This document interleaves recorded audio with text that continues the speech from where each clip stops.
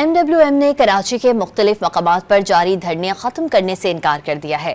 Karachi police chief کے بیان پر کچھ دیر قبل نمائش کے مرکزی دھرنے میں ہنگامی پریس کانفرنس کی گئی ہے۔ اس پر ہم بات کرتے ہیں وہیں موجود ڈان نیوز کے رپورٹر عاصم خان سے۔ عاصم، بتائیے گا کیا کہنا ہے پریس کانفرنس میں MWM کے رہنماؤں کا؟ کیا کہتے ہیں یہ احتجاج کا سلسلہ کب تک جاری رکھا جائے گا؟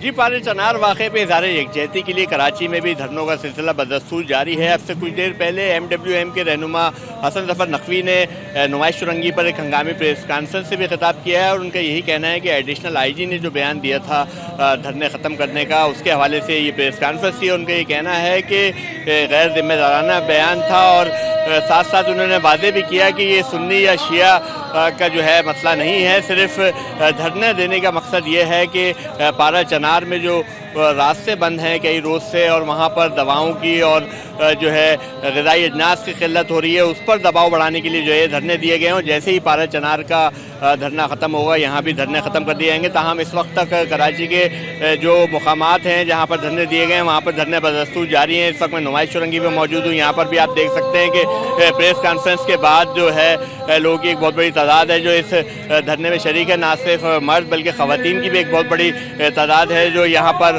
موجود ہے، اور مزید آمد کا سلسلہ بھی جاری ہے۔ اور یہی کہنا ہے MWM کا کہ جیسے ہی پارہ چنار میں دھرنے ختم کیے جائیں گے یہاں بھی دھرنا ختم کر دیا جائے گا۔